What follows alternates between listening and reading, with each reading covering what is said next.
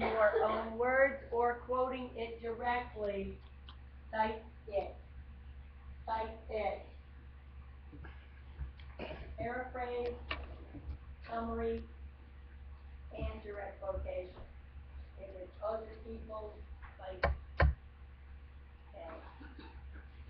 Now, number 4 is, hey, what happened to number 3?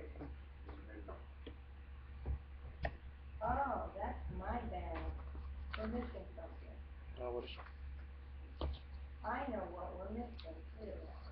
Hey, tell me what you're missing. Yeah. Maybe we're not missing anything, but I just messed up on my theory. Microsoft Word, I didn't agree on what we were doing. Okay. So let's go to number 4, because it looks like everything I need to be on here is on here.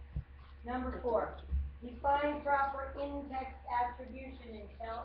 Let's do that first. What is in-text attribution? Tell me your first name again, please.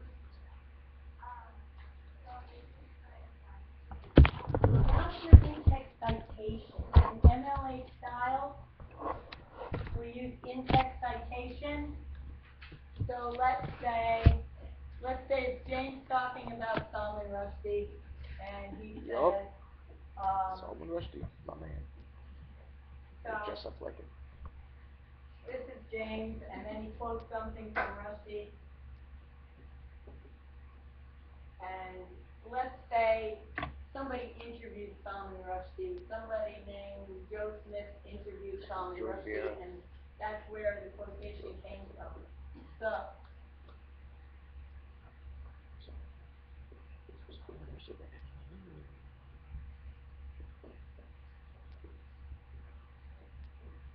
that's the title of the work. So we take the author's name right there. That is, as Lucy said, our in-text citation. In-text attribution is something a little bit different, Cam. I know you know it. Is it like when you say according to the source? In your spoken presentation.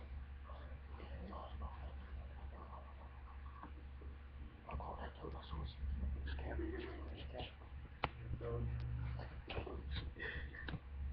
kind of easy here, according to the source. No, I said you'd be according to the source guy. What you just said. Just call me Gary. All right.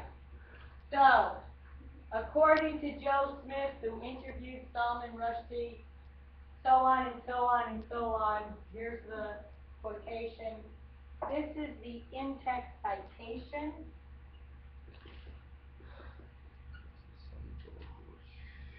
And this is the in-text attribution. I had a bad day this morning.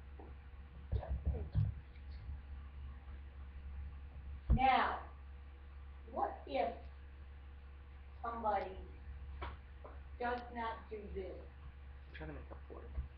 but does this? Is it plagiarism? People are saying no. And I would agree with you 100% under the following conditions. If the paper that you're writing or your presentation outline is available to all listeners. But when you're giving spoken presentation and your written supplement is not available to all listeners, what is it wise to do? According to, I put an in-text attribution. It's wise to signal your listeners in a spoken presentation that you're about to deliver some information that's not yours. And generally, it's wise to say it before you give the information rather than after when you speak and things like that. So whenever if you're writing out that, you don't always necessarily have to put blank said or according to as long as you put that in. Right. Oh, well, now I feel like an idiot. Okay, because I know I did on every single one beforehand. Oh. My teacher's always like, you put too much material in. Why? No specific reason. You feel like an idiot? That's kind of. Don't take every opportunity to feel like an idiot, James. You know why? They come all day long. We could all feel like idiots all day long. Better. And I'm gonna hurt you. boy, I've got a container of salt in my office. Do you ever hear this expression, take everything with a grain of salt, that somebody said? Yeah. did.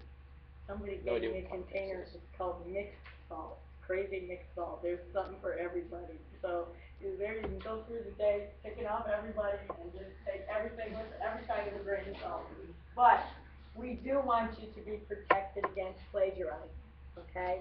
So what was it you did all the time that the teacher told you not to do? Every time I would put an in-text attribution with Oh. I just added more detail than I In needed. a paper, you mean? Yeah, in a paper. You know when that carries the most clout in a paper, when your reader will recognize the authority. Okay. Oh, there's a big shot whose name I know, right? So if it's something about, something in the culinary field, if you mentioned Emeril Lagasse or something, oh, I know that guy, yeah. Super good. So if people aren't gonna recognize the guy, then you don't always have to say it up here. Here is good enough, yeah? Mhm. But when you're speaking, it's wise to attribute when you are integrating somebody else's information. Okay. So, number 4 is done. Number 5, Cam, you wanna define plagiarism for us, and Yeah, then, Corey, you'll get the next one, okay? Plagiarism is when you take someone else's work and you claim it as your own. Taking someone else's work Well, and thoughts and claiming it ideas. as your own, yeah. Thoughts, opinions, conclusions of the studies, the cause and effect relationships, all that kind of stuff. Stuff that could be an opinion, right, and representing it as your own. That is plagiarism. Came from some Greek or Latin root that meant kidnap. Alright. By the way, in addition to representing other people